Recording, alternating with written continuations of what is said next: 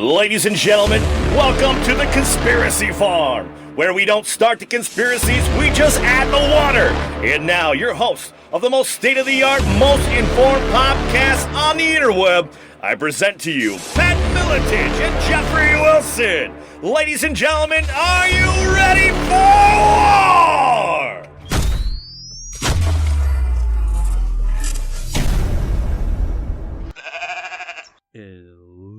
And we are off to the races, ladies and gentlemen. Another episode, another installment for the archives. It's the Conspiracy Farm right here. Jeffrey Wilson riding shotgun, as always. UFC Hall of Famer Pat Miletich. How are we doing this afternoon, champion? We're doing great. You know what? 17 years after 9/11, and Yes. Obviously we will never forget. A lot of things going through my head regarding 9/11, and I'm sure that our guest will probably have something to say about it. Absolutely. I mean, a really smart guy can, like a lot of our guests, can really touch on a lot of topics very intellectually and very competently. But, we're kind of going to cover the gamut. Yes, it is the 17th anniversary of 9/11 this day, but we're going to cover quite a bit of stuff. This gentleman right here, I've been following for quite a while, and a lot of people have said, you guys need to get him on, maybe talk about 9/11, and here we are on the anniversary of 9/11, and he was so absolutely gracious with his time, and I know he's been pulled in a lot of directions. He is the El Jefe of his YouTube channel and kind of podcast-ish Anti-NeoCon Report. Really, really smart guy. What's up, Ryan Dawson, joining us today. How we doing today, buddy? Thanks. I'll have a few things to say about 9/11. I made this video. It was 9/11 here yesterday in Japan. Right. It is in Japan. That's right. So I'm in the future. Last night I made this video and I was just thinking, and this is true, I wasn't trying to be sardonic or anything. I wasn't being sarcastic, but I was saying, well, it's 9/11 and here I am, warning people about Syria, saying that, wow, the U.S. government, again, is orchestrating covert support for al-Qaeda to stage a false flag in order to use that to start a war. Yeah. And I was not trying to be funny, like exactly what was happening that day. So here we do. And we recently had on investigative reporter Eva Bartlett, who's been over there several times, who's pretty much kind of exculpated, if that's the right word, spoke eloquently on that very thing, on how it's not really a civil war. It's, U.S.-backed ISIS al-Nusra forces that are kind of... Yeah, it's mercenary terrorists. She used to live in Korea. I've done some interviews with her too. Yeah, really, a brave woman. And we're going to kind of get into that. Like you call them, I believe it's privateers. It's a couple of your videos. Mm-hmm. Yeah, but it's essentially like a proxy force. But Proxy mercenaries, paid mercenaries, which is nothing new under the sun as we get into your explanation of privateers. But, this is the anniversary of 9/11, folks, and we've been doing this show for a couple years now, 2.5, 3 years, and we have not broached this subject yet. It's not Pat and I aren't always on the same page about a myriad of things, but we not necessarily differ, but just this is just one of those very, very third rail controversial subjects that it's really almost JFK assassination-esque.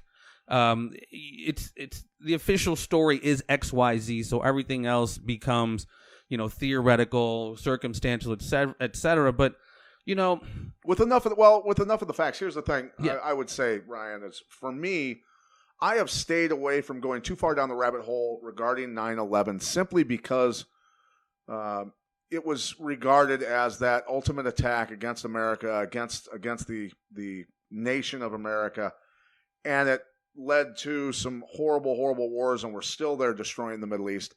And even with all the facts that I know, as far as the government knew that planes were going to be used as missiles into buildings, we already know that. That's documented.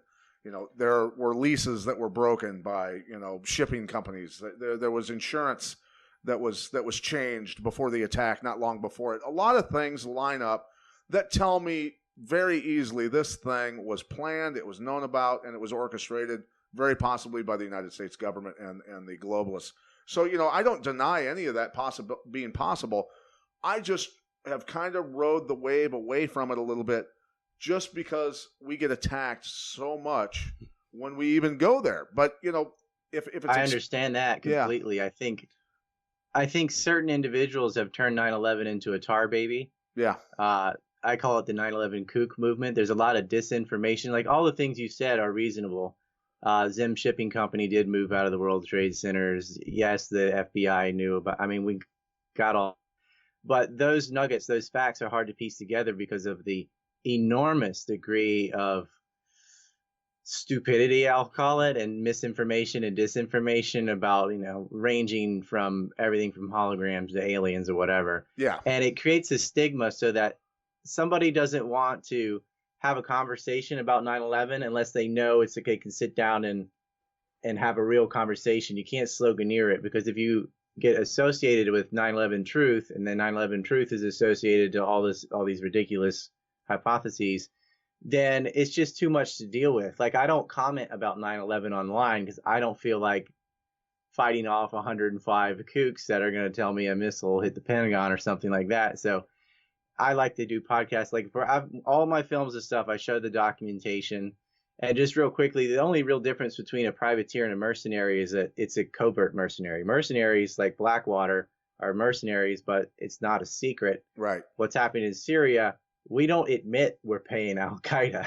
It's done through Purple Shovel and intermediaries. But it's just like privateers on the land. That's all it is. It's paid pirates. So yeah, where Blackwater would be guarding the construction of an oil pipeline into Western Europe out of the Caspian Sea, which absolutely pissed off the Russians and the Iranians. Mm-hmm. Their very first job was in Azerbaijan, actually doing that non-OPEC oil and gas that protected BTC, right, for a gas line and an oil line. And Azerbaijan actually had a law saying that our U.S. troops weren't allowed there. So Richard Pearl, actually, who's the future chairman of the Defense Policy Board, he's the guy that worked with Eric Prince in Blackwater to say, oh, well, they're not troops.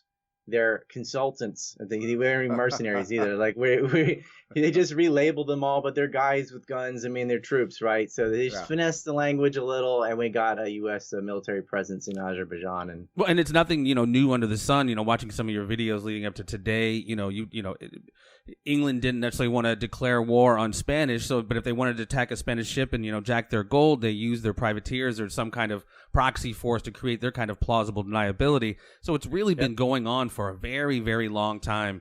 And it's a very clever tactic. It is. I mean, if the pirate gets caught, hey, you never heard of the guy, and they can hang the pirate, but they can't trace it back to the state. Right. And it's very hard to do. And the level of, back in the day, even Gulf of Tonkin time, the level of sophistication of how, the media manipulates our perceptions via creating these false narratives is so much more sophisticated now than it was, 200 years ago or even, 50 years ago.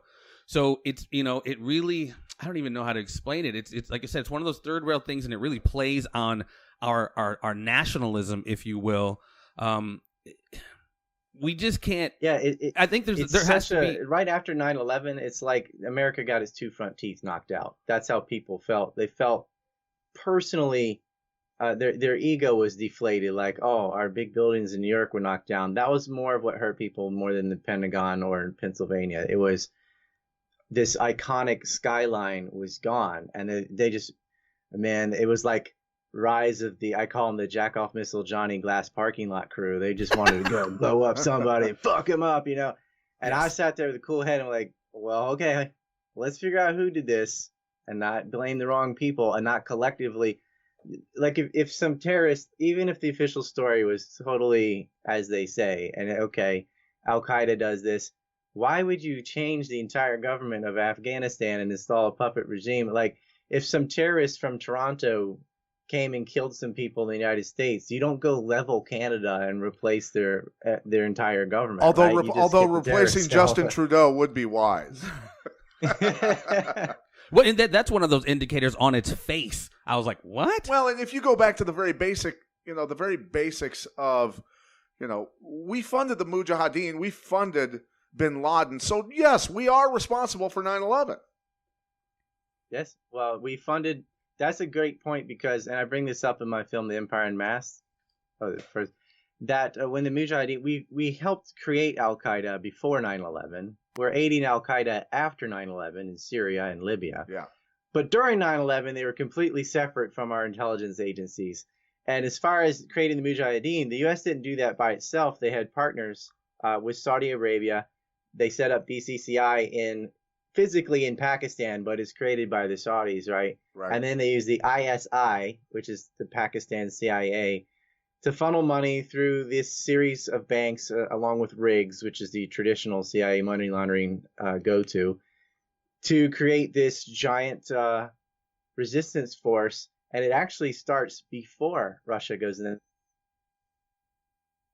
Froze up a little bit. Ryan has frozen. Want this up? There we go. Nope. There he is. There he is. There he is. Froze. He's back. You're good. Yeah. It started before. It started before the Russians Al went Qaeda in. is the diaspora movement, right? It just meant the database. That's all it was a list of Right. foreign fighters from Afghanistan. Or from Afghanistan, you had your native fighters, and the Mujahideen splits in two, and then you have the Northern Alliance, and then from one of the Mujahideens comes the Taliban. But a little corner that Osama bin Laden, who Tim Osman was his real name, Tim Osman. and the CIA is his code name. I mean, Oh yeah. Tim Osman is a very wealthy Saudi family. You know, they're in construction, and he was able to help recruit. He's a religious figure too, so he could get people from Saudi Arabia, from Yemen, from Egypt, from everywhere to go to Afghanistan and fight. And these were the most militant ones. We created that Frankenstein, and then afterwards, what happens? Does this relationship just end? The Soviets lose, and we go, okay, thanks, Al Qaeda, Mujahideen. No, they took over Afghanistan. Right. Well, and going back to almost Smedley Butler's notion that war is a racket. After the fall of the Soviet Union, there was no real boogeyman. So the weapon sales that we all talk about on this show that they make billions off of was really slow. So they needed another boogeyman and enter this infinite war on terror. And we've talked about the Kennedy assassination. Hopefully, we're going to at the anniversary here coming up. But in order to really understand, I think, the Kennedy assassination or this, you got to understand maybe the years leading up to a 9/11. Something I found very interesting on your podcast and some of your research, which is public information, is organizations like PNAC, the Project for a New American Century, and these neocon think tanks that wanted to reshape the borders and reshape the world. And then you enter certain individuals like Douglas Feith, William Armitage, Paul Wolfowitz, who goes on to lead the World Bank. So, and specifically the Office of Special Plans. Talk about some of those players in the Office of Special Plans leading up to September 11th, 2001. I'm glad this is a knowledgeable podcast because I've been going on some that are like, can fire melt steel? So, yeah, PNAC had bin Laden's face on their July issue, just weeks or about a month and change from September 11th. It was at the very end of July, so really about a month. They had Osama bin Laden right there in the middle, and then they start talking about Saddam Hussein and even anthrax. So, I mean, like, the entire post 9/11 narrative is written out in PNAC papers before the 9/11, and PNAC had this media arm called the Weekly Standard, and it's all the same individuals. So the Project for a New American Century is essentially a bunch of Zionist neocons. A neocon I just call a traitor to the United States. Justin Raimondo has a more biographic definition of an ideological group that starts with Leon Strauss and Henry Scoop Jackson. But to me, it's like neoconservative because they get into the Republican administration, but they're not conservative. They're not, for small government, for example. They're just Zionist warmongers. It's the worst of both parties, really. And they create this group, and they wrote these insane papers in the Project for a New American Century talking about racially specific bioweapons and all kinds of, like, they suggested false flags, like, oh, we could do this, we could do that. And they're sort of media arm of PNAC, because PNAC is just an internal policy papers for one another and nerds, right? The Weekly Standard is the one that sort of published their ideas to the public. And the Weekly Standard got its seed money from Lockheed Martin, which is the largest it's the largest welfare queen in the United States. That's the largest aerospace defense contractor for 11 years in a row now. Boeing would be number 2 and so on. So the MIC and the neocons kind of overlap. When you say MIC, that's military industrial complex. Gotcha. Yes, it serves the Pentagon. People have to understand is a giant umbrella corporation. You could think of it because they divvy out defense contracts, which is 90% plus of a lot of these businesses' revenue is straight up from the military. Like Boeing actually makes commercial planes to fly, people like for me to go to America. They make planes, everybody's been on a Boeing. Boeings were used in 9/11. Yeah. Lockheed Martin is almost exclusively weapons contracts. And a lot of the stuff they build is just shit. It's just they add every bell and whistle on it on purpose just to make it more expensive. It's a complete welfare queen. But they found this alliance with the neocons because the neocons want nothing but war, right? And so the Weekly Standard is publishing all the pre-war lies about Iraq come from this cabal. And the individuals from PNAC and the Weekly Standard overlap. It's the same guys. And so you got people like Crystal and Robert Kagan and Fred Barnes acting as the mouthpiece for these Pentagon goons and PNAC. And PNAC's not just a think tank. They held positions in the Bush administration. Doug Feith was in the Pentagon. So was Richard Pearl. So was Paul Wolfowitz. He was the number 3 guy, in fact. And Paul Wolfowitz is a character that was in the center of the Iran-Contra affair, where people were convicted for conspiracy. So was Michael Ledeen. There's a lot of overlap from Iran-Contra people who end up later in the Bush the Lesser administration, Bush Jr. Yeah. And they are acting in concert with the Weekly Standard to use that as a propaganda outfit for neocon talking points. And Douglas Feith, in particular, he set up a secret office inside the Pentagon called the Office of Special Plans. And there was a mirror group in the Knesset in Israel. And all of these guys are dual citizen Zionists. And what this office did is they essentially, first they tried to cherry pick intelligence to make a case to go to war in Iraq. And when that wasn't enough, they just fabricated it. And I can give you examples of that if you like. But that was a secret office. And a lot of the intelligence... If you don't mind, please do, because I think that's beyond insane when we're talking about these individuals, these highest level of the DOD and the U.S. government are fabricating evidence to go to war. Yeah, and I would say this. Let me add to this that obviously when we're talking about Zionists and warmongers and everything else that we're talking about, there are a huge number of Jewish citizens who are against these people also, who know what they're doing. Yeah. And so this is not an anti-Jewish ideology. No, yeah, this is not an anti-Jewish rant. White supremacy is an ideology, and obviously white supremacists are usually white, but it doesn't work the other way around. Whites are not usually white supremacists. Jews are not usually Zionists. Yeah. But these guys are Zionists. They are supremacists, and this is their ideology. And I say this, and I have this conversation. I guess I'm not going to speak for you. I'll speak for all of us. I understand it's the third rail when you mention anything against Israel because you become an anti-Semite. I'm not a fucking anti-Semite. You know what I mean? It's the same, like if I'm going to criticize Saudi Arabia or Wahhabi Islam and ISIS, I'm not saying that's all Muslims. Right. Like there's almost 1 billion that do not practice Wahhabi Islam. This is just the extremists, but the extremists are the ones that get financing, whether it's the Zionist or the Wahhabi or what you can expand that around the globe. Exactly. It's the nutters that get all the money, like in Ukraine, for example, and Pakistan, because the military-industrial complex wants to seed conflict. You're talking about hundreds of billions of dollars in profit. And as you alluded to earlier, with the Cold War ending, what is going to replace the budgetary pretext for this $1 trillion expenditure? The war on terror. A war that can never end, by the way, because it's a war on a tactic. It's not like, what are you going to kill them all? Like if they attacked us for our freedoms, then we got 2 options: give up our freedoms or kill all the attackers. And we're not going to give up our freedoms, and you can't just genocide the earth. So it's just indefinite, perpetual war and conflict, which is what they wanted, because that's perpetual profit. And ironically, they're tricking the Americans and certainly the Western Europeans into giving up their freedoms while we're at war. Yes, that's what's happening. You're slowly losing your civil liberties.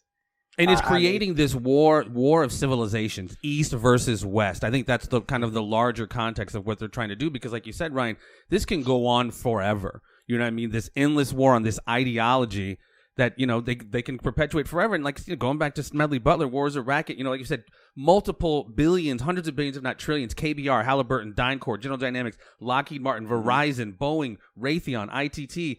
I mean, this is just Iraq. Where's Militich fighting systems in all these contracts? A lot of those you listed have overlapping board of director members. No, exactly. People don't usually. In Japanese we call it a zaibatsu. Well, you'll have a bank, you'll have like a weapons industry in the United States, for example. Japan would probably be construction, and then a media company. And the weapons industries act as a parent company for media. So if you look at Disney owns ABC, for example, right? And if you look at the board of directors of those, and you look at Boeing, it's some of the same guys. Right. And you can see the same thing with Lockheed and CBS and so on. It all bleeds together into this giant corporate saibatsu. And it's not illegal to have overlapping BOD members because, it's not straight collusion. It's not a cartel legally. Right. But it definitely is. So It's let like- me It's like outlawing napalm, but then you can use white phosphorus, which is an upgraded version of it, right? right, more horrific. So I want to circle back to 9/11 a little bit and the Saudis that made it into this nation and John Brennan's part in that, and a little bit about John Brennan's background from your point of view. Sure. Well, before I get into that, I was making a connection to 9/11 with Iraq because it seemed like I'm talking about the neocons lying about the Iraq War. And I said they had Bin Laden's picture on there, but specifically when they started fabricating things, one of the most important ones was this tale about anthrax. Yeah. Because legally, the legal pretext to go into Iraq was that they were in violation of UN Resolution 1441 that stipulated they couldn't have weapons of mass destruction. And specifically, the weapon of mass destruction they were targeting was anthrax. The Secretary of State at the time, Colin Powell, went to the UN with a mock vial of anthrax and pointed to his ridiculous cartoon pictures of mobile weapon labs and stuff. And all those anthrax lies about a meeting in Prague and all the rest of it all come from the OSP. And then it was reiterated in the Weekly Standard and PNAC. Right. So, and I can get into the details of that too, but if you want, we can talk about Brennan as well. We can get over into all of it if you want to. Well, it's just, kind of just the precedent's been set. They will lie. I heard Dick Cheney, leading up to the Persian Gulf War, Operation Desert Shield, did a fabricated image of all these Iraqi tanks on the border of the Saudi Arabia, which was fabricated. So, it's just, I just going even back to. Well, we put, Iraq's leader was put in place to take out Iran anyway. We built that too. We built and then we falsified the attacks on the Kurds in northern Iraq. Obviously, were really what ended up sending our troops in there. Well, and he was given permission by the U.S. Hey, can I go take these Kuwaiti oil fields? Yeah, go ahead. And then once he does it, we immediately go in. Like I said, many times on the show, Saddam Hussein is a product of our CIA. We trained him to assassinate the Iraqi president in, I believe, the 70s. 68. He lived in exile in Egypt for a while. There you go. The Ba'athist as a buffer against the communists, but really it was to threaten Iran. And, Israel's a big part of this. The Kurdish annexation of Iraq led to Israel getting 77% of its oil imports from northern Iraq by the Kurds. It's an old plan from Ben Gurion called the Ben Gurion periphery strategy, where they wanted to divide up what they call the Arab world and pit it in sectarian violence and annex territory based on ethnic or religious or any tool they could use to divide it up Yugoslavia style. Everyone now calls it Balkanization, but they were doing this before Balkanization, so it's the Ben Gurion proliferation strategy. And that they tried to do the same thing in Syria, but since the Peshmerga got kicked out of Iraq last October, almost a year ago, and then Turkey took Afrin, the British territory in Syria, they can't reach the sea, so they don't have a port, and their pipeline can't connect to Iraq because they lost that area of Iraq. So now they're just sitting there kind of in useless desert with no sea access and no lines. And so the Kurdish dream of annexation is pretty much dead. Yeah. But people always, the kind of leftist gatekeeper version of Iraq, the anti-Bush more than anti-war movement, I called it, was to say we went to Iraq for oil. Well, that's just not the case. We already had the oil for food program. And if you look at oil imports from Iraq before and after 2003, there's no real change from the U.S. There's a huge change from Israel, though. Great point. Well, touching on, almost like I hate to keep bringing up the Kennedy assassination, but like who shot from where, grassy knoll, how many shooters, 3 bullets, how many bullets? It's an interesting conversation to get into the nuance of how it happened, specifically 9/11. Oh, I think the Daily Plaza thing, because I can talk about Kennedy too, but I think the focus on Magic Bullet and all that nonsense is kind of like people talking about 9/11 who are obsessed with the physics. That's what I was just going to say. I eyeballed it and it looked like it fell too fast. Yeah. And with Kennedy, they don't look at all the things leading up to that assassination, at all, or that his brother was assassinated afterward, and what common players were involved in that, or who killed Oswald afterward, and what. None of that is. They're just looking at like, well, the Zapruder film makes it look like his head goes back, and like they focus on it. I just wrote an article for, or I sent it to Rod Unz. The motives to kill him were very, very big. Burn your house down. Do you sit there and split hairs about did they use kerosene or gasoline? Right, or do you want to know who burned your house down? Right, and why, right. And so that's kind of the 9/11 thing. We get caught up in the thermate, shape charges, molten metal, pancake theory. I mean, that's good. It makes for interesting conversation, but I think the larger. Well, it's funny because people got caught in a van full of RDX. Yeah, I was gonna ask you about that. No, they did. Where was a group? There were a group filming the attack. There were multiple news reports that day of a truck full of explosives that were found at the George Washington Bridge. There was another truck that was pulled over. There was a truck found in the World Trade Center with explosive in the devices. World Trade Center. There was a truck that was pulled over with a mural of a plane flying into the World Trade Center. That's not true. That last really one, the mural truck is disinfo. Is it on King Street? That whole thing on King they Street. Have the fireman's audio. That is not true. That was. I was going to say there was audio for it too. Yeah, I know all about it. And the people they actually faked an Urban Moving Systems van and put a like a mural on it. It's total Photoshop or whatever. Okay. The guy did that, posted that on my forum, and he wasn't doing it on purpose. The guy that made the truck image was just saying it probably looks something like this or whatever. And then everyone grabbed that like it was a real thing and then tried to add and da-da-da-da-da. But this, I wanted nothing to do with his crew because even though they were very much like in line with the dancing Israelis and so on, it was coming from a kind of like these weird white separatist loons. I think they're just more motivated to hate Israel because they're Jewish than because they did it. Again, that's the thing with these movements. All of these conversations, information. I was there from the beginning, so it's like if you tried to sort that out now, it's impossible. And that is so true, man. Yes, so many years later, from the holograms to these kind of it's definitely there's a lot of nuance in this, and like we've said a long time, there's a lot. This whole movement of conspiracy and this kind of talk has been infiltrated full on. So there's a lot of mis and disinfo. So if you throw thank out you for correcting that truck story and someone debunks that, then it like kind of discredits the actual vans that were found. Yeah. And it's not just Urban Moving System. There were 6 different moving companies involved who are giving logistical and financial support to hijackers, as well as going in and out of the towers. And then one of them caught near the George Washington Bridge, and one found by police in the tower the morning of the attack.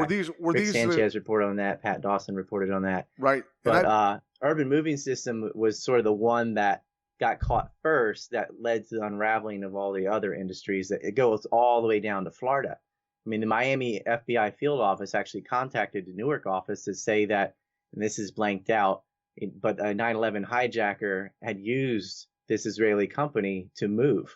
Like they weren't just living next to them; they actually helped them move into New Jersey.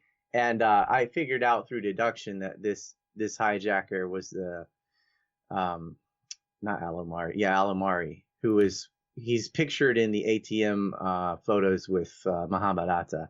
I always screw up Alomari's name with Omar Bayoumi. I don't know why. It's just like a glitch I have. Omar Bayoumi was a middleman for Saudi Arabia financing Khalid al-Midhar and Nadwaf in San Diego. But yeah, Alomari actually used one of these Israeli companies to move around from Florida. So obviously to these the guys, Jersey area. Several of these guys were CIA employees. I mean, it's widely believed, correct? Or Mossad. Well, I'll give you an example. I mean, the CIA and Mossad are kind of one and the same, not clearly separatable. Siamese I mean, they're different, but when it comes to counterintelligence, they've been married at the hip since James Jesus Angleton. I mean, It's been like that since the 60s. And then they brought in the Saudis in 1976 into the fray, this group called the Safari Club. Maybe you guys know, but to answer that question, here's a good example. Zaid al-Jarrah, who was the alleged pilot for Flight 93, a few months after 9/11, 2 of his first cousins were busted in Lebanon as Israeli spies. So a 9/11 hijacker pilot has cousins, not 32-degree cousins, like first cousins. His uncle was a politician, and Yusuf Al-Jara and Ali Al-Jara were both busted as spies. And Ali Al-Jara, the older one, he had been a lifelong spy since the 80s, on Hezbollah. And they went through and found the computers and all that in their house. And this gets reported in like USA Today and some papers, but it's not on TV. And if it's not on TV, right, it's just sort of missing from the American consciousness. It's like, they're like, oh, what a coinky dink. Wow, the 9/11 hijacker has cousins who work for Israeli intelligence. And this guy, when he's in Germany, he doesn't live with the other hijackers. And he's if you look at this particular hijacker in particular, he and Atta, there's like at least one in each cell that's an oddball. And it seems to be that there were authentic hijackers who hated America, the muscle, the plebs that came over, but embedded in each cell, they had handlers. And there's no real evidence that Al-Jara was even on Flight 93, because in the tapes that came out and the transcripts came out for the Moussaoui trial, as well as the air phone calls, not cell phone, air phone calls, right, they all mention 3, not 4 hijackers. And even the hijackers themselves refer to the pilot by a different name. They had Gamal. And so Saeed is not ever Ziad, mentioned. Right? And they mention the other guy could also pilot. They had a lot of redundancy, which is odd too. Like, okay, you got several pilots in all these planes in case one scats or whatever. But even the other hijackers say that, and yet the official narrative continues to say that it's Al because he was the better pilot or whatever. But there's no mention of him by any of the air phone calls or even the cockpit. They're there. You think one of them was just in the back goofing around and all? I mean, they're there. They're crashing the plane. Praise Allah. They would all be together. Obviously, they'd all be together, and they were not. His voice never shows up. And what they did on YouTube is they subtitled it and they make Al-Jara the speaker, but he's not the speaker because the other hijackers refer to him by the other guy's name. wow, Saeed. So, and then this is the best. Flight 93, they say, oh, it disappeared in the hole. That's not true. They actually recovered they've recovered more of that plane than any of the other 3 planes. It is most of it underground, but they found the paper passport of Al-Jara. So that's the evidence that he was there. And an urban moving system van was actually busted on its way back from Pennsylvania. Why they're driving from New Jersey to the middle of Pennsylvania, like Shanksville is not a popular tourist destination or anything, is unexplained.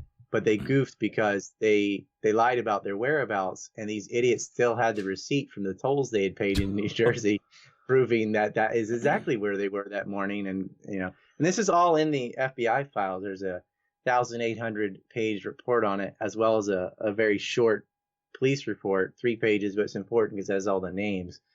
And I went through that Rosetta Stone style, getting all this information. But it's like what Pat said. I come up against a wall because I'm trying to talk about hijackers and planes, and they're like, they're all still alive. And I was just going to ask you about that. As a part of all these kind of mis and disinfo, obviously I've heard the stories about how some of the hijackers have been found alive in Saudi Arabia or wherever else. That there's no validity to any of that. I mean, finding somebody whose name matches a passport that's used doesn't mean that right. person's still alive. It means they stole a passport. Right. I mean that, or someone just has the same name. That's all. Which is like, it's another Rob Smith. Right. Yeah. It's like, I'm sure there's another Ryan Dawson. I'm sure there's several, Yeah. But there was one incident where it was the same name, which, like if it's Muhammad, whatever, that's pretty common. It's pretty common, but the same birth date as well. So that was like, okay, that's weird. But then again, you can just steal identities. Right, and this is something routinely done. They were faking identities. In fact, one of the places they did that was a Tennessee MV, because in 2001, Tennessee was one of 3 states where you did not need a social security number to get a driver's license. What? And they simply bribed this woman, Catherine Smith. See, Tennessee is important because the Urban Moving Systems Company, as well as White Glove Movers, Max Movers, these 6 companies that I know of, there may have been more, they're using Aero trucks. Aero truck is like, if you have a U-Haul or a Ryder or whatever, they're sort of a generic truck. In Tennessee's where FedEx is and all that, and they use box trucks, just box Memphis, trucks, like basically. the hub, right? And so if you're going to start a furniture moving company or whatever, you rent this out and you put your logo on it, basically. And so they were using that. And an individual had driven one of these aero-based trucks from New York to Tennessee on 9/11. Because what happened was a group of guys got busted getting these fake IDs for this other operation that deals with peddling ecstasy, and it's a long story. But anyway, they were getting these guys IDs and moving them around, these low-ranking privateers, the expendable crew, right? Yeah. But the guys, Sakira Hamad and Khalid Odala, were the kind of ringleaders, and there was another Hamad, was his cousin. I forget his first name. I'm not that autistic, but they're there in the parking lot when the sting happens, serendipitously. They're not looking at them for 9/11. They're looking at them for getting these IDs. Right. Because Catherine Smith, the woman, the cohort in the DMV who they just bribed, they bought her a car, and she goofed up, and so they catch them, and before they have time to do anything, one of these guys, Hamad, has on his person a pass to do work at the World Trade Center for some company called Denko Mechanical Heating and Plumbing, which, if you trace that back, just went to some residential address in New York. It wasn't even real business. Didn't have like a business front. It's just an address.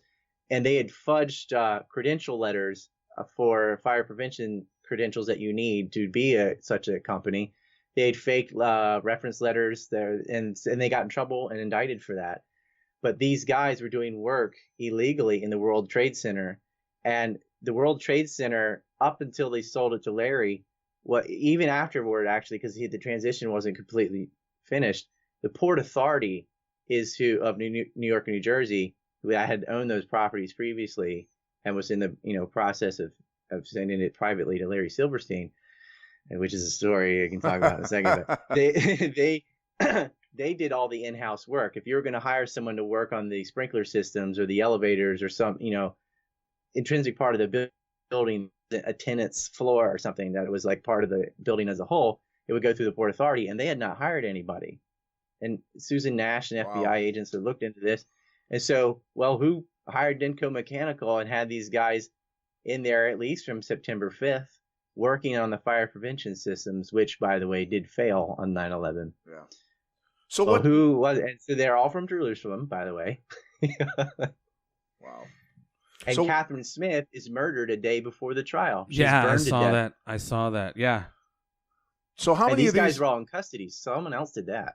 Yeah. So how many of these moving companies still exist? How many are front companies for the quote unquote agency? Which obviously the agency has a million front companies. What has been found out about all that, and which ones are still in existence? Yeah, they kind of morph businesses, and some of these guys start selling art. But Urban Moving Systems is gone. Dominic Suter fled to Israel, left furniture stranded midway, like in the warehouses, right? They did move furniture. It wasn't like completely fake. Sure. I mean, you actually have to do this some of the work to make it look real. Company that hired Hungarians and Russians and stuff to move the furniture, and hired a bunch of Israelis who never were moving couches or anything. Right. But they were taking vans in and out of the World Trade Center and so forth. But that one's gone. White Glove still exists, or at least there's a company with that name. Okay. But I don't know. I think it's been sold like 3 times, so it may have nothing to do with the original one, but who knows? Right. It would be pretty stupid to keep these fronts after 9/11. One of the infamous dancing Israelis, however, Yaron Shmuel, he did think it was such a great event that he got married in 2002 on September 11th. And talk about that if you don't mind, because that's not a lot of people might understand or know about the dancing Israelis, their attachment or their association with the Israeli Mossad. They were shown filming the attacks. If you don't mind, break that down a little bit. Yeah, I'm sorry. I've had so many interviews. That's all right. That's all right. I haven't. So yeah. So Urban Moving Systems is one of these companies with that's an Israeli front. On the morning of September 11th, before the first plane hit, okay, a group of these Urban Moving Systems employees had their 2 vans, parked at this place called Doric Towers, which is on a high ridge in New Jersey, and it overlooks like perfectly at the Twin Towers. I went there myself. When you look at it on Google Maps, it looks like, well, there's a bunch of buildings. It's so high above those that it's this clear eyeline shot of the World Trade Centers. They were parked there that morning, waiting. There's lots of cigarettes on the ground. I actually counted that in the FBI's list of material. So they've been sitting there a while, waiting and waiting, waiting. And they were witnessed celebrating. When the planes hit, they were flicking lighters and high-fiving each other and hugging each other and screaming and filming, taking pictures, and they're with the burning tower in the backdrop. So that was very suspicious. These Middle Eastern men are celebrating a terrorist attack, which a lot of people until the second plane hit thought it was an accident. Right.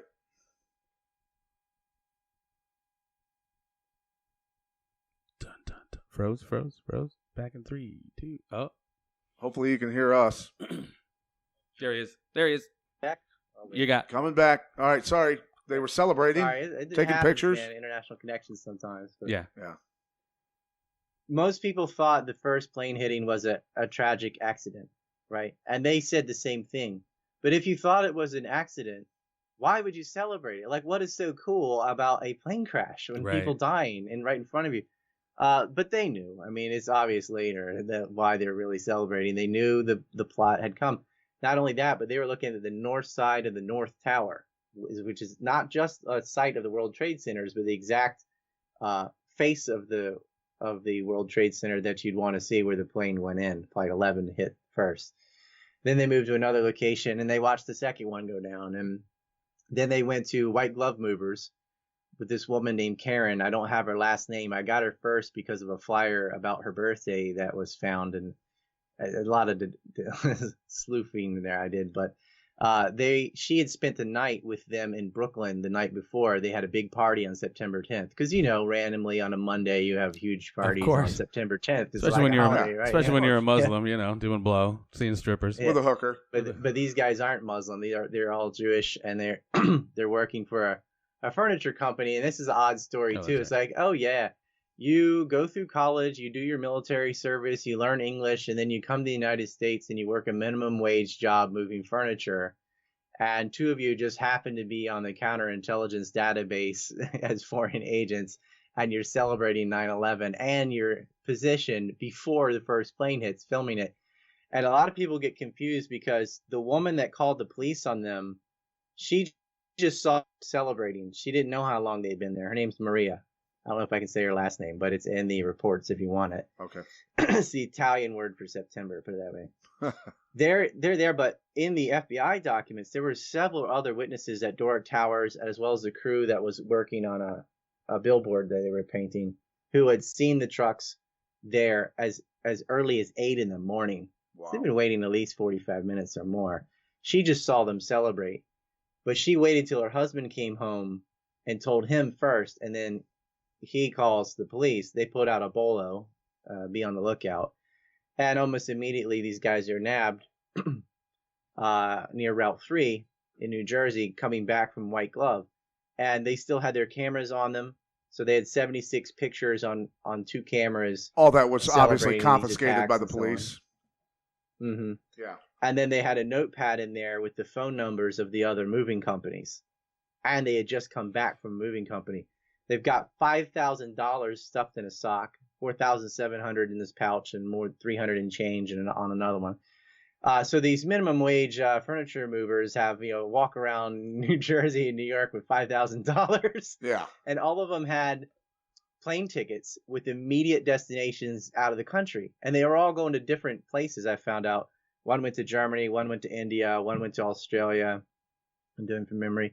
And I know because these idiots had their vacation pictures still on LinkedIn and stuff like that. And so, but yeah, and I was actually covertly talking to the wife of one of them who didn't know I was Ryan Dawson, obviously. Let's hear. What was your name when you were talking to her? I had a bunch of. I still use my covert accounts, but I had a bunch of dummy accounts, and I was using that one of my good ones. We don't want to blow your. We don't want to. We don't want to blow your. Yeah.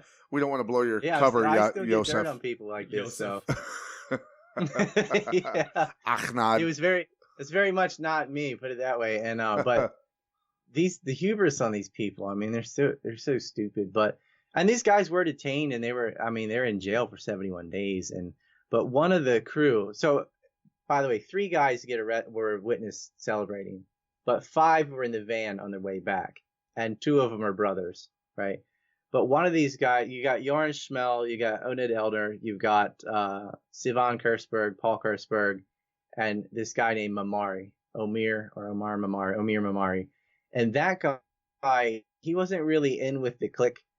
The only reason he was kind of there at the moving company and stuff and got a job and started getting involved with this was because Sivan recognized him from being in the Israeli military together. It was just somebody he knew, and so he's in there, and he's the one that really breaks down in jail, and just starts spilling the beans, because all of them failed their polygraph tests. And I know you can't use that in court, but they're pretty damn accurate for people. If it's 100% across the board for all of them, yeah, that's pretty failed. telling. Yeah, they all failed, and they all have different stories from each other. Like, what were you doing that morning? We know the 3 of them are together. They're already witnessed, Right. But they separate them, and they're like, oh, we stopped for gas, and we did this. And like, you're such a fool, because there's a picture on the camera of you getting gas at 2:00 in the afternoon. You run out already, and they know where they went to lunch, and they know that because they figured this out. Like, people saw them, Yeah, one of them had a ham sandwich, by the way. He wasn't keeping kosher. But so I don't think they're like strictly religious. I think their religion is the state of Israel. So and getting paid. Yeah, pretty much. But a lot of these like hardcore Muslims that are going to strip bars and stuff, I was like, yeah, you're just a hypocrite, And that's kind of typical, I guess. Just privateers, just doing what they do. Mm-hmm. Yeah. Yeah. I mean, there was a mixed bag. I mean, there are Al Qaeda that just want to kill Americans. For sure. For sure. Yeah. And I think after 2001, and even probably before that, there's a lot of blowback. A lot of kids who were, just very small in 2001 are older now. Mother, father, niece, nephew, or somebody's been killed. So now we have to. But like you said, there's always that handler at the top. The imams or whatever they are. There's always. They just can't do it by themselves. And a lot of these madrasas were financed by the CIA to purposely foster militant Islam, so that you could have a crop of these characters to use in proxy wars. See, this was going on when the Cold War did exist, and you can't have a nuclear war with the Soviet Union. They would use proxy forces. So, you can send privateers in all day, and a good way to have a generation of proxy forces is to intentionally Islamify, to promote fanaticism. If you remember, a slogan in the Vietnam War was "Kill a commie for Christ." Like, part of the motivation wasn't understanding the retarded economics of communism. It was they're atheists and don't believe in Jesus. Right. And for militant Islam, it's the same thing. It's like they're atheists. That's, to them, is already, so you got to kill the heathens, Well, of course. If you're fanatics. Well, this whole notion, like you said, enters our good friend that we've talked about many times on the show is Fethullah Gulen, the former Turkish guy that now here in the United States, up in the Northeast, has sitting on $20 billion foundation that he's runs, like in his 80s or something, and they blamed him for the coup in Turkey. Yeah, but I mean, part of his money and part of his role is to facilitate this Islamification, this madrasas all over the country, all over the. Yes, I think they broke him out of jail one time. Like, they had helicopter rescues for some of these guys. Absolutely. My former boss was a FBI translator, Sibel Edmonds. Maybe you've had her on. I don't know, but we do know Sibel. She has she's something, but she has. She had a lot of inside. She's had a bit of a falling out with James Corbett. I'm not sure if you followed that recently. I've been a huge fan of Sibel. I was behind the scenes trying to make peace between her, him, Vanessa Beeley, and the rest of it, and I can't step in the middle of those. I don't know what precipitated that, because Sibel. I mean, I still love Sibel, but just when I heard, I wish they wouldn't fight. I don't know what the root of it was. I know talking to Eva a little bit and Vanessa. I mean, I know there's a lot of stuff about Syria, but it's like guy named Jamal from Australia. Well, this is dirt, but basically, she got fed a bunch of crap by very jealous individuals who just hate Eva and Vanessa and stuff because they're kind of quickly ascended in media, and some people felt a little butthurt by that, who have been seriously working about Syria too for years and years and years with no recognition. And so suddenly, when some girls go and instantly get hundreds of thousands of views or whatever, they were very jealous of that. Like, well, everybody's promoting these women and white knighting for them, and here I am busting my ass and not getting recognition. That was that guy's motivation. It doesn't matter to me. I'm like, yeah, they got recognition real fast, but That's not their fault. They're just trying to report on Syria. Right. Yeah, and so some of this. So sorry, some of this. Bell some disinfo, and then shots fired, and whatever. Yeah. So some of this misinformation that is being bled into the alt-right media, whatever we want to call it, the alternative media. Some of it you're saying is obviously jealousy, but a lot of it is there's some plans that have been put in place. I mean, they start out for many months or even a year or longer with some very legitimate facts, documentation on their stories, and then out of the blue, who's that? Jim Fetzer. He starts off sane and then went full crazy, right. And he did the same thing to Kennedy, blaming it on the driver. Stupidity, but this guy is not a plant though. Like he went after Robert and Lakesh, who's a friend of mine. I went to Sydney and stayed at his house and stuff. I know people that know this guy. He's just mental. Like it's not a plant. He's nuts. Note to self: don't have him on. What Pat's saying is 100% true. They definitely. It's the old COINTELPRO. It's Operation Mockingbird. You got to take over and control the narrative. And when someone says something ridiculous about 9/11, let's say holograms, I think everyone can agree how ridiculous that is. Why do we even know about that? Why is that kind of information disseminated so quickly, so widely? The hoaxers, the hologrammers, the whatevers, that gets pushed. And then someone like myself, I made War by Deceptions free, that smoothly connects the war propaganda in Iraq to the OSP to 9/11, factual. Our own government admits it, our own FBI is saying that doesn't, I don't get to go on Jonestown or whatever and say that, but all the crazies do. And so you have to think, why is that? Why are all the nuts? But what you're saying takes cerebral power to comprehend. And I have a dumb version of it though. Like, well, of course. And I'm the simpleton of the group. I like to, even when I'm calling fights, I try to simplify things as much as possible because we come off with so many acronyms and things that most people that for the first time or 10th time or even 20th time listening to this go, I have no clue what these guys are talking about. It sounds really fucking cool. At least you know that you don't know. Pat Miletich is the John Madden of MMA. Well, you see, he's got to hit the other guy more than he gets hit. Bam! Tough acting's in action. That's the John Madden.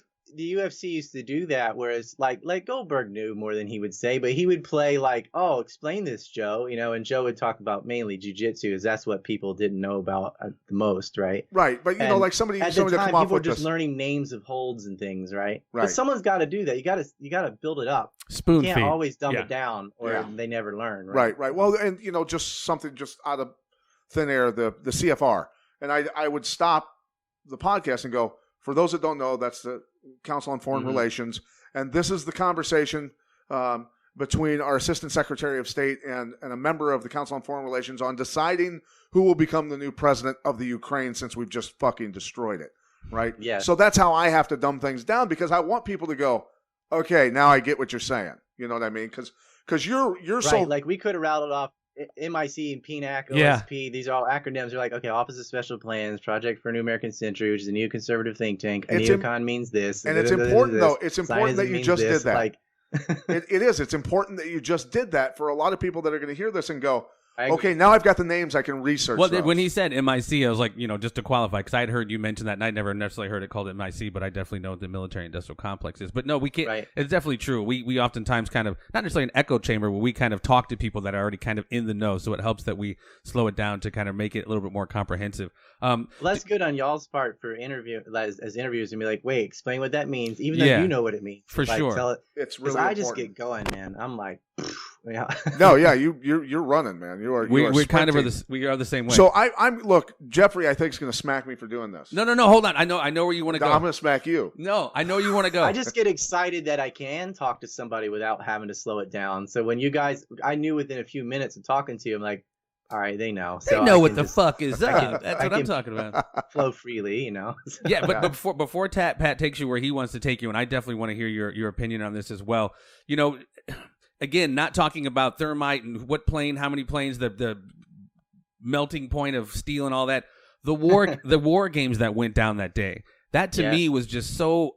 When I wound up really getting into it and reading maybe Webster Tarpley's book Synthetic Terror, just hearing just in general, the dozens and dozens and dozens of war games from What are the names? Northern Vigilance, Vigilant Guardian, Vigilant Warrior, Operation Tripod, all simulating a bio attack, an attack on the Pentagon, attack on the World Trade Center. One of the major ones that really fucked things up was, I believe it was called Vigilant Guardian, where NORAD was simulated inputted planes, false planes, phantoms on the radar screen for air traffic control. So they had no idea what was legit planes, what was not legit planes. They're so confused. I mean, there's audio and them saying, "Is this real or exercise?" And precisely. Yeah. And so that to me was definitely a huge, obviously a cover, like they call it, an operational the FAA cover. Tapes are shredded and put in different trash cans. Right. And so, there's so many smoking guns, or I don't know. It's like, it's not just one thing. Like, that's like, wow, that's really damning, but it's kind of circumstantial. It's like, for sure. It's but like I said, obvious. right. But it's not like. We say that all the time. Taken as a whole, but if you this put can't it be all together. Yes. This can't be some Keystone Cop moment of like, they're all just incompetent. That particular day, the drills in what they call the NEADS, the Northeastern Air Defense Sector, it was insane. Some of the planes are in Alaska and Canada. That's why their response time was so slow. Yeah. And just all these different, like you said, and you can hear them like, is this real time or is this, what's, and it created that fog of war. And, for me, like you said, it becomes just a circumstantial thing. But when you kind of use common sense and kind of see how I don't know if Dick Cheney was controlling all of this. Because you get to look and say, well, who made those decisions to have those drills in those days and stuff? And like Cheney had moved a lot of the power from the Joint Chiefs of Staffs to himself. Yes. And Cheney's saying, and Norman Mineta, I know you guys know this, but I'll just say it anyway. The Transportation Secretary is on record saying this, and it's backed up in Clark's book and others. I don't want to get into the details of like proving what I'm saying every single time and make a statement, because I already have films about this. But right. He essentially saying, they're turning around to him and saying the plane's 40 miles out, 30 miles out. The orders still stand. And Dick Cheney whips his head around and is like, of course it still stands. Now, they try to claim that they're talking about Flight 93, but they can't be, because Flight 93 is not 20 miles from anything. Flight 77 was. And see, Flight 77 didn't hit when it was supposed to. It was coming, and he was up too high, right? So he had to turn around and get some distance again because he was too high to hit the Pentagon. So he had to do like a little loop and then come back from the interstate down there and then hit the other side. And so Cheney's just sitting there. They're like sitting there. It's not just flying at the Pentagon. It's like, whoops, oh, wait, let it go around and have a second try. And they still wouldn't shoot it down. So you are of the mind that a plane did hit the Pentagon. I've seen the hole, and it doesn't look that huge. And I hear about there's not. No, you haven't seen the hole then, because what they do, like films like Loose Change and stuff like that, is they only show the hole in the second floor and they don't show the first floor. There's a big 90-foot hole in the first floor. Okay. I've got photos and video of it. The debris of the plane was still in the building. They even have DNA evidence that Walter Reed of all the passengers except for the baby. Okay. So, but see, that kind of misinformation about the missile stuff is on purpose, because if you don't have a plane hitting the Pentagon, and then you don't have a paper trail that goes right back to our own government, because if you don't have a plane, you don't have the hijackers, right? But those hijackers, we know, and this was recently declassified from the infamous 28 pages. Al-Midhar and Al-Hazmi had gotten financial support through Omar Bayoumi and Osama Basnan, who were Saudi middlemen. They gave the money, like their wives got the money. They got it from the wife of Prince Bandar Bush, and Turk bin Fasil.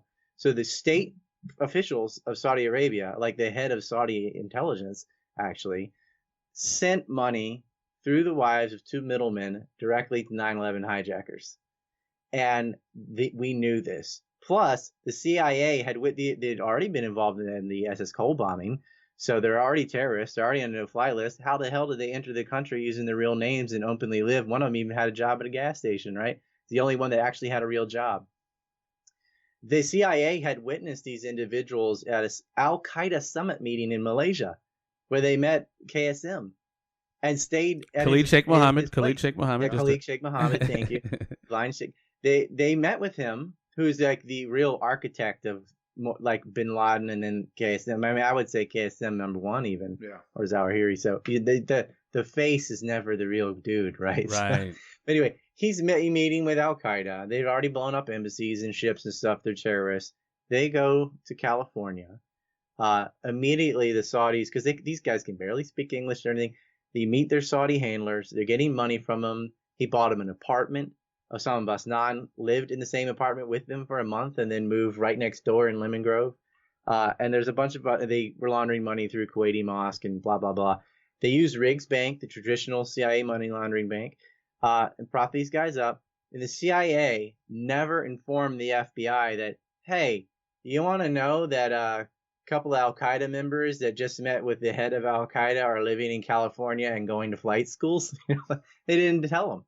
It's madness. It's madness. So it's, I mean, essentially, to kind of summarize But before Pat, tracing that back has to admit that these guys sure. were on a plane that hit the Pentagon. And so if you erase that part of the story, yes, then no one's looking at the hijackers who were on that plane, which goes right back to the Saudi government and the CIA. well, So this is that. And like a missile from what? From where? Yeah, and what happened to the and like plane you- that everyone's all go and like you were mentioning, a lot of people are forgetting. And da-da-da-da. And there's all these explanations, but it's like, the fucking plane's still in the building, man. Like, there's debris all over. Like, what happened to the engines? They can't evaporate. They didn't. You know, it's like saying the steel in the buildings couldn't melt. It didn't. Well, and that's It's the thing still that there. people don't realize. I was talking to a forensic pathologist who takes care of plane wrecks. That's all he does. And I happen to be sitting next to the guy on a plane, and we're flying. And and I ask him, I go, I want the details of your job. And he goes, look, many times when just a regular plane wreck happens, the only thing left of any human body is like little pieces of feet that were inside their shoes that were protected from the hard leather or whatever, enough to not be completely gone. And that's usually what he's testing. And he talked about the plane hitting the Pentagon and everything else. He goes, you don't realize, he goes, the plane that hit the field in Pennsylvania, he goes, most of it's in a million little pieces, but there's a huge chunk of it that's underneath the ground. I mean, it's buried. It's buried in there. So the one that hit the Pentagon, those walls are massively thick. The thing is going to disintegrate into a million dime pieces. It just There's only is. two. They have, but like the landing gear, and there's certain pieces that survive. Like their landing gear and tire is right in front of the C-ring. Hardened. But another hardened. thing that people don't understand, and this really discredits people's research ability, and I'm like completely in line with these guys for their motive and their intention or whatever. But AE 9/11, you get all these architects and engineers to throw out their professional opinions about the Pentagon stuff. And one of them, David Ray Griffin, because he's written some books, he says this line, like people memorize, there's no way the soft nose cone of a Boeing could smash through the 6 rings of the Pentagon, blah, blah, blah. There are no rings on the bottom 2 floors. The rings are on the top.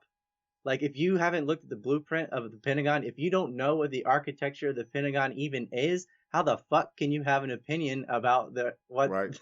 it ought to be, right? There are none. There's 2 basement levels, too.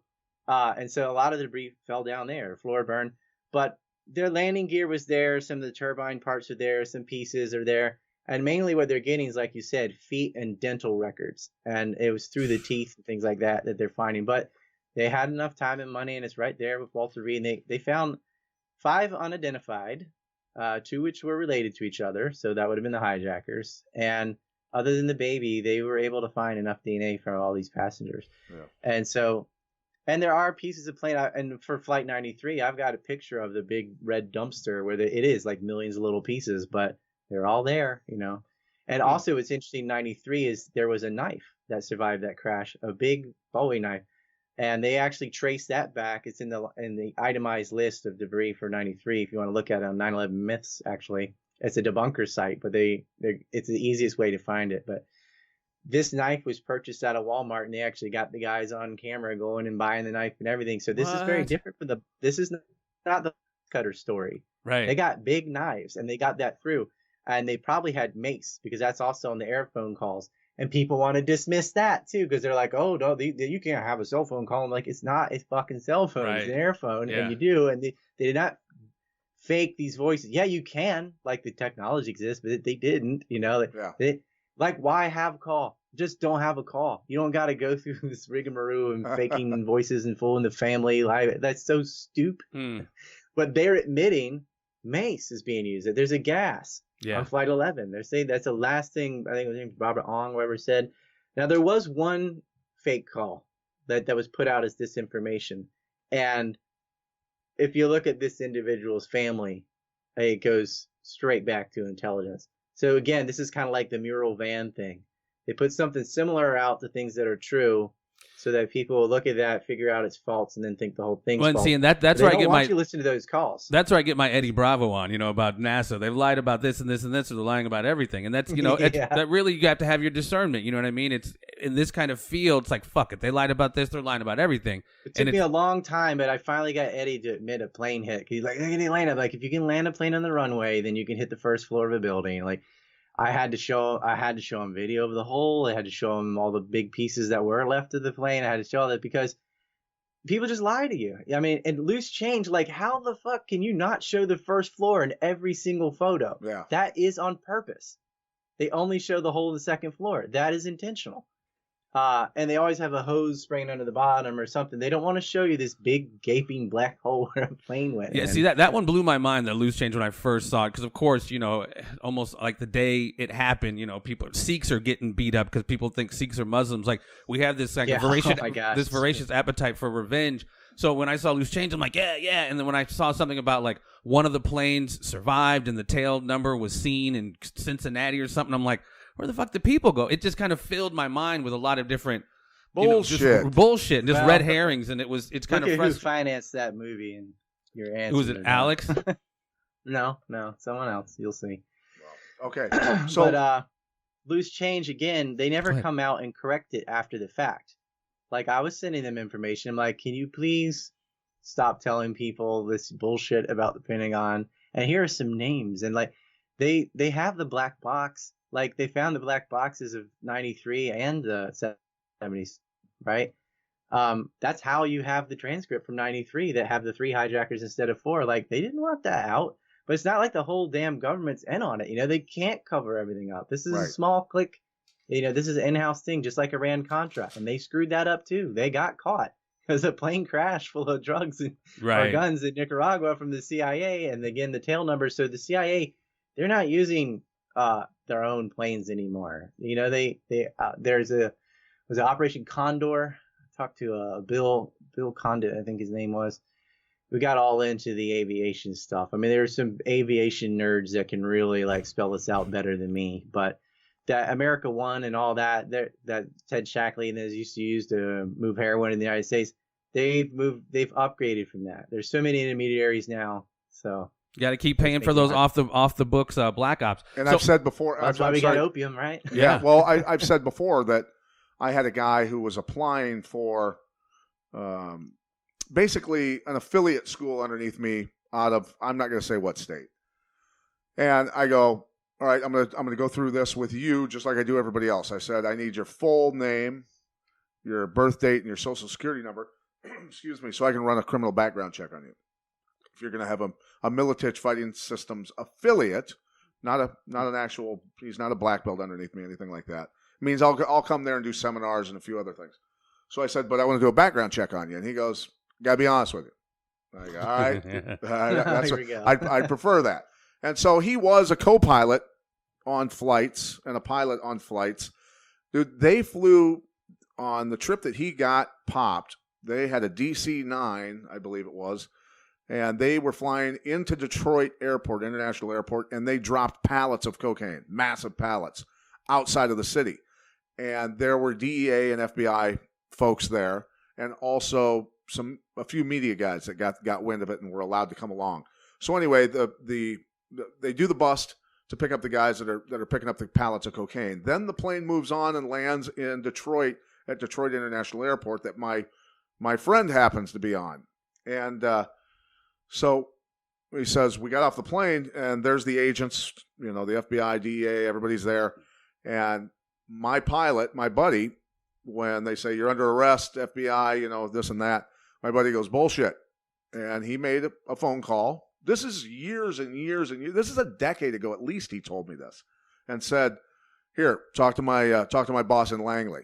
And the FBI agent talks on the phone for a second and says, yes, sir. Hands him back the phone and says, we're out of here. We're leaving. And the only reason they had to take the fall was because media was there filming. Media was there filming and witnessed it. And so this guy did some time, and that's what he ended up explaining to me. Barry Seal style there. So it was very real, and it's still going on. Well, I'm going to let Pat ask you a couple more questions before we let you go. But summarizing 9/11 in your opinion, sir, you say CIA, you say Saudi.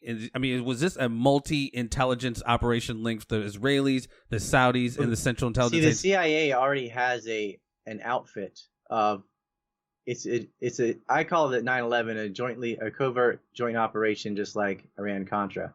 But what people have to understand is the CIA already has this clique in counterintelligence that work with Saudi Arabia and Israel anyway. And these are the same individuals that did Iran-Contra, created the Mujahideen, and did 9/11. Okay. And it's the same clique that is, not so covertly aiding ISIS in Syria. I mean, they're using private companies as intermediaries. Like, they've got all these small arms from Bulgaria and Romania, places like that, and they ship them through Purple Shovel through the U.S. to the FSA moderate head choppers. But it ends up in the hands of ISIS. I mean, when they got and NATO just happens to be the go-between delivery guys. Yeah, sometimes they're the middleman. Sometimes. Froze, freezing. Froze. Iceman. There he is. I was saying that sometimes the middlemen are British outfits too, like the White Helmets, which acts as a PR firm for Al Qaeda. Yeah, they're delivering gas to al-Sham, who they have already used it in the past, but they may be doing it again here shortly. Who knows? Yeah, we recently when Daraa was liberated, they found tow missiles and all this U.S. gear. Yeah, that's what we had on Dilyana Gaitanjeva, the Bulgarian reporter, and she, a year or so. The one who got fired, obviously. To talk to her for reporting the truth. She had a great story on Purple Shovel. Yeah, she did. She's a bright lady, and she also, going back to your earlier comments about the talk and what the predecessor of, at least the discussions of, and the exploration of the chemical and biogenetically specific weapons, she discovered a lot of those documents of actual labs that exist all over around surrounding Eurasia. So obviously we're able to, hit people on their genetic markers. She's awesome. You should definitely try to get her on and chat with her. Help me get in contact with her, because I'd love to interview her. I will. Roundtable even. She's awesome. She's awesome. All right, we could talk forever, but Pat has a couple more questions. I think bear on some of this. We need to get you back on before the midterms. Yes, we have to have you back on before the midterms, because I feel very strongly false flags are coming. I feel a lot of stuff's going to get nasty. I'm hoping for perp walks. Or can I show this real fast? Oh, go for it. I wanted to get to that. I wanted to pump your shirts up. Just real quick. Is this clear? You President. see the three presidents? President. Trump, Assad, and Putin. Yeah. President. Oh, then we got Mrs. Peabody at the bottom, not president. Wonk wonk. What was the other shirt you had? What was the other shirt? Oh, well, I've got one here on the ground. It's got a picture of the atomic bomb, and it says, "It's not terrorism when we do it." Damn. Ouch. Yeah, beautiful. I wear that here in Japan. They see the picture and then they read. No, let's. And they're like, what's it? I want to ask you there. Pat can ask you this, because this does bear on the midterm elections, the supposed storm. All of this stuff with. Go ahead, Pat. Ask him your. I thought he was going to say Conor Khabib, but we'll go with. Yeah. So we've got to go to. What is Trump? Is Trump a white hat? What is he? QAnon? How does this all tie in? Has QAnon been disproven? Is it bullshit? Hope porn, as my brother calls it. We need to see how all this ties in, because on one hand, Trump goes in and takes out. Yeah, that's his term. That's his term. Well, Alex has always been the fear porn. The SWATs are going to break in. They're going to rape your wife. They're going to break your family. Get some bone broth immediately. Limited supply of bone broth. Get it right now. You got to see my commercial for my Gay Frogs T-shirt. I have a shirt.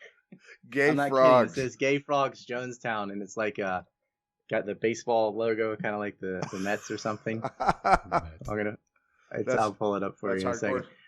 So what I have a great, almost like pro wrestling promo for that. Nice. So what's your take while you're doing that? What's your take on on one hand, Trump goes in and has a meeting, gives a big speech in front of all the Islamic nation leaders.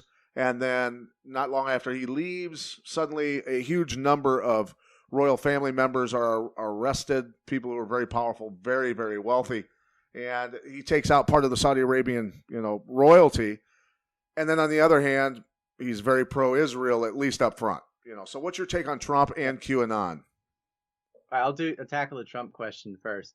I have a very nuanced view on Trump, and I implore everybody to watch this video called "Stop Making Me Defend Donald Trump."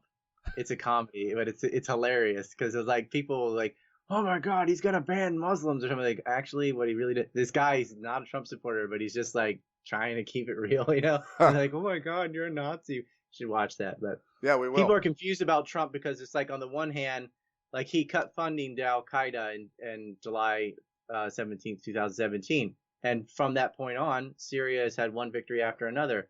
But on the other hand, he moves the embassy. He spends hundreds of billions of dollars on Saudi Arabia. He gives Israel the largest aid package ever. That's why I'm saying it's mixed signals, right? So he's doing everything for Israel except in Syria. Like, everything else Israel has demanded, he's done except Syria. And this is how I explain it. Trump is a Zionist, and he loves Israel. He's had that relationship with the Kushner family, which he's directly married to, and mafia syndicates. I made a film called Trump's Zionist Ball and Chain, which really details this out. But so he is a Zionist, and it's not just compromise or whatever. He's ideologically in line with them. Like, they got the money, and he's in real estate, and he's just on the winning team. Like, he doesn't have a lot of sympathy for Palestinians or Iranians, whatever. He doesn't care. But on the other hand, Trump is a New Yorker who lived through 9/11, who saw Al Qaeda attack the United States. So he hates Al Qaeda more than he loves Israel.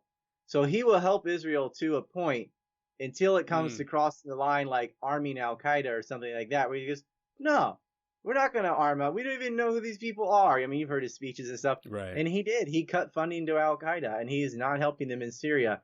He did this sort of live action commercial for Raytheon from the gas propaganda. But you got to understand, like, he could not get his health care passed or his tax cuts passed or any of the things. He had no victories until he did a little flick attack on Syria, which did almost no damage. And if a military analyst looking at this, will show last April when they did the cruise missile attack, they shot 103 missiles spread over 10 targets, long range, subsonic.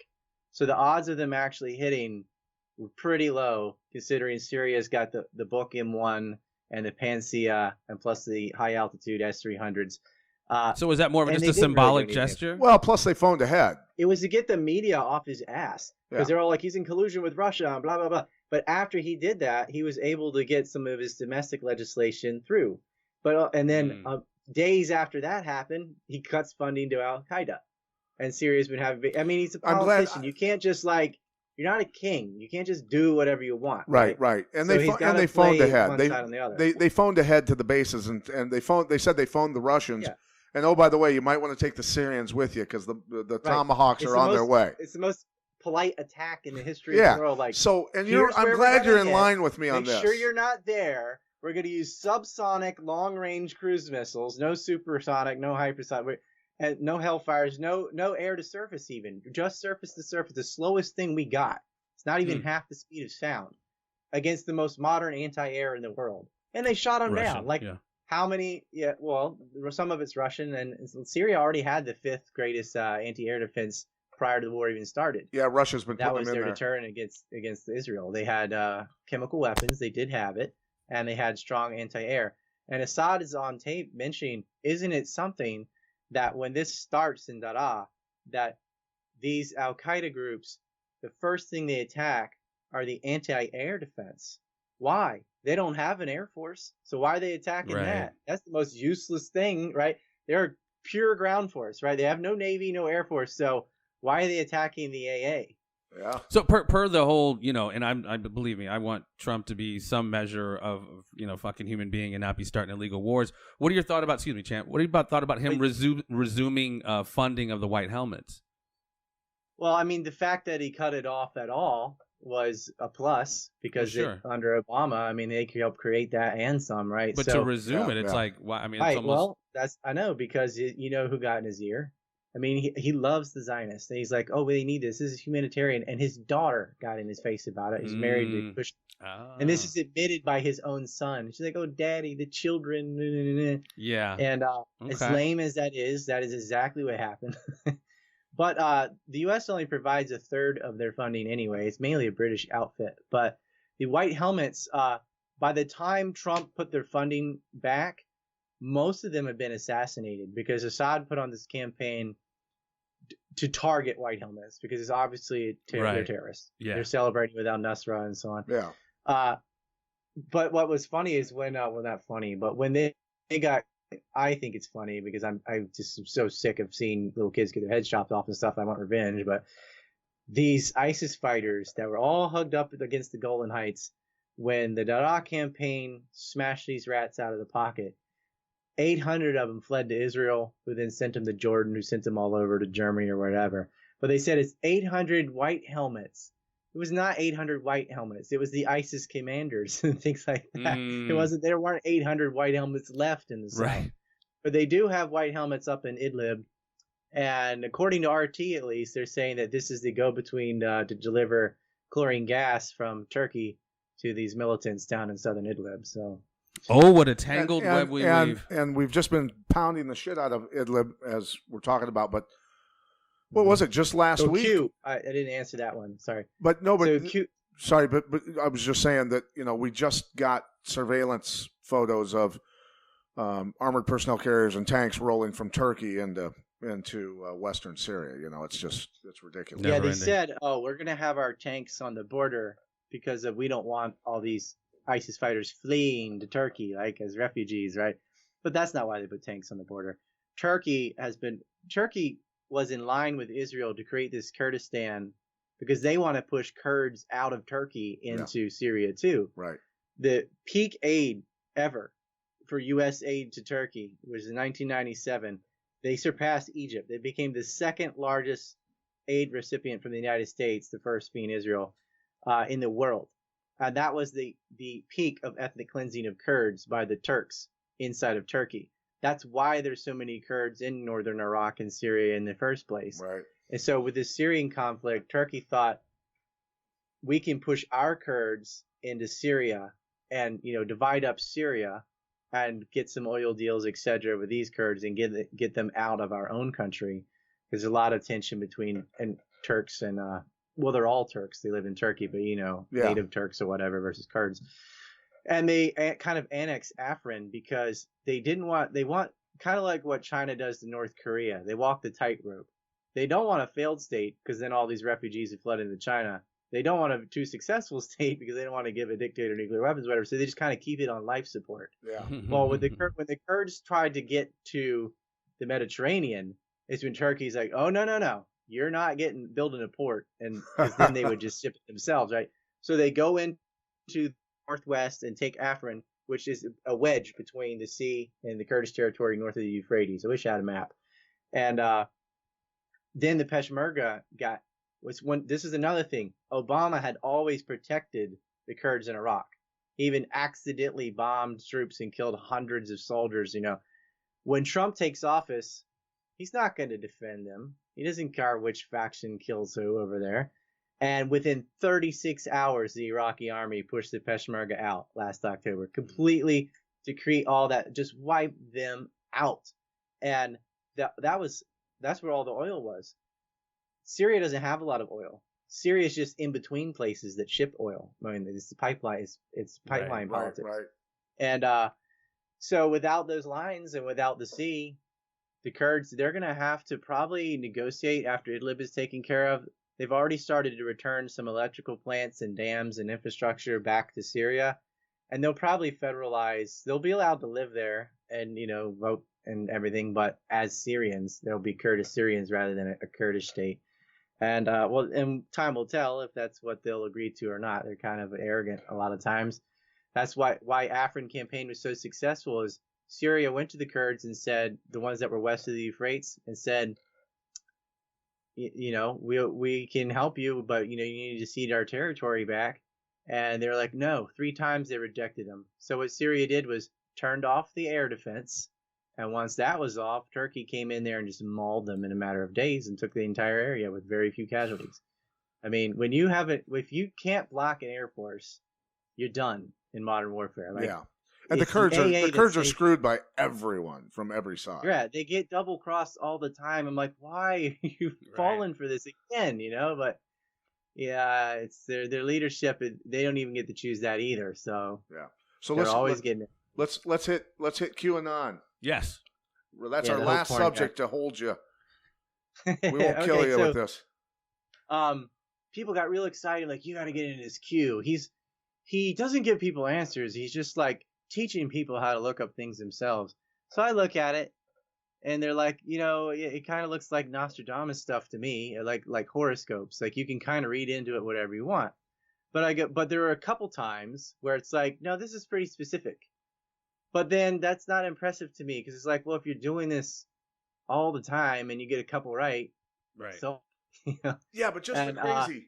I have like a lot of the stuff that he got right. I had said like, and I don't have any inside the government knowledge or whatever. I just am a nerd and can look at it and analyze it and go, oh, they're gonna do this, they're gonna do that, and I've been right. But I tell specifically where I got the first gas attack. Before that, I said when Obama was talking about red lines, again, I'm like, they're gonna stage a gas attack.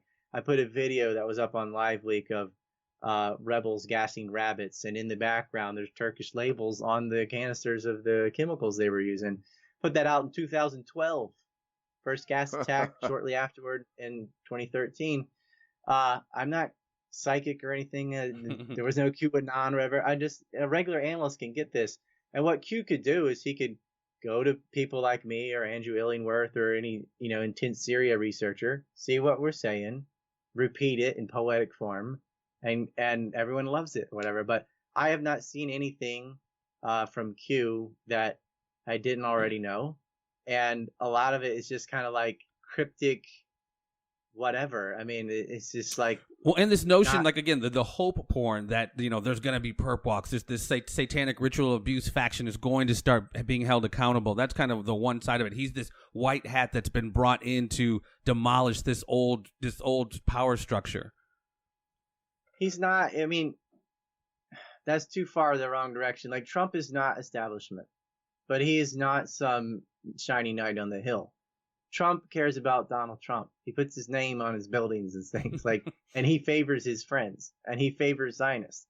Like, we're just so used to having presidents that were complete pay to play shills that to have someone do anything right, like making peace with Korea, is a big deal. Yeah. That's great. Dennis Rodman was right. It started with sports. It starts with, having a joint hockey team in the Olympics and things like that. Then music came and Red Velvet and K-pop bands start going to North Korea. It starts with that kind of soft stuff. And then they realize, first of all, the Navy, this is my cynical point of view on this, Navy budget is looking around going, if we lose Korea, we have the Carl Vinson and all these carriers and stuff, like they need another justification for these giant budgets. So what they do? Oh, we can always mess with the South China Sea, or that's too dangerous. Oh, well, let's lob some cruise missiles into Syria, and it happens like clockwork, right? But Trump has gone against them on a lot of things, domestically, and like with Asian politics and stuff. But he does not have control over the Middle East because the Zionist lobby is just too damn strong. And is that what's trying to oust him here in the U.S. with this Russian collusion and this constant attack? And if he drinks Diet Pepsi with a fucking straw, they're like, "Say he's a fucking," plastic straws, ban him. Yeah, exactly. Turtle killing fat ass orange bastard. Liberals that hate anybody who's a Republican, right? But it's gotten so stuff, it's almost gotten. That's always been very polarized, but this is what I'm seeing now, and I'm pretty apolitical, but it's just like it's so mind-boggling. Like they're so desperate. It's their team. I mean, they didn't care when Obama invaded 7 nations, triple the size of the war in Afghanistan, had all the banker bailouts. Like they just give him more time. His 8th year, give him more time. Yeah. I mean, it's ridiculous. He's one of the worst presidents ever. He did everything wrong. He invaded Libya. He handed a country over to Al Qaeda. Right. He started this entire Syrian proxy war. Yeah. They had $22 trillion when you add the Federal Reserve on top of it. In crony capitalism, I would just call it socialism for the rich. I mean, that's what it is. Sure. They bailed out all that. That was all Obama. And they didn't care. Trump says inappropriate language and he's Hitler. Right. Yeah. And that actually makes people like Trump more and forgive him for a lot of stuff because they hate this SJW crowd so much. And trust me, I don't like them either, that they kind of let things slide that he actually is doing. Like my criticism for Trump, I don't care if he said grab her by the front hole or any of that stuff. That doesn't matter. What's to that me. mean? You haven't Is heard that, this is that one? what is that in They're calling Japanese? Chin chin nami nami. They've renamed Trudeau as front hole. No, but is my Japanese correct? Chin chin nami nami. Yeah, you can say that. I know what I'm saying. When I first got here, I didn't know. I was doing. What was it? I was making a register sound like cha-ching. I was going cha-ching, and they're all laughing. You know, I'm like, what? Like, you hand me money and cha-ching. I kept saying it over and over. So did you happen to be in Roppongi when this was happening? No. And that word's actually like a little kid word. It's like saying pee-pee or something. Okay. It's like what the word for it that children use. Okay. And so. Hence my co-host usage of it. Yeah, but like weird people who like younger people, they kind of like to use the kid language.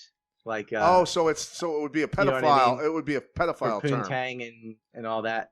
No, not pedophile. Just into like, well, I guess them too. But it's just they like cuteness more than sexiness. Poontang. Well, you want it slept on night. They kind of want the girl to be innocent and for her to use like innocent sounding language. They don't want that foul going. Like, what's that? What's that? You know, like, right. Yeah. What's that style of dress that the girls have over there?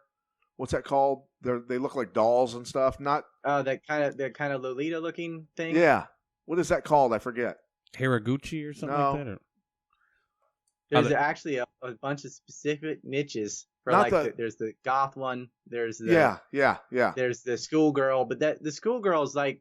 No, they really do have school uniforms. It's not like they dress up that way. But what's the proper terminology for those girls? What's the proper terminology for those styles or that style? There's Gangaru, there's JK, which is like Joshin Kokusei, which is like it just means high school student, but the English is JK, so that's one. Gangaru's out, I think, but that was the young ones. They used to do the white under the eyes and stuff. The program has slowly left the tracks, ladies and gentlemen. Whatever. They have some things. There's everything here because and I guess there's no like religious tradition, resisting it or whatever. And actually, they celebrate it. So there are love hotels here with what would be the equivalent of a mini bar in the U.S. that would have like some water and Snickers and stuff. They'll have sex toys and like a menu to order cosplay. And that's just like normal. And I think a lot of it's because of the housing situation. There are all these people packed on an island and people live with their parents for a long time. So, people of age that want to go out and do something, they kind of got to go to hotels. And so there's this whole industry of love hotels that rent by the hour and rent by the night.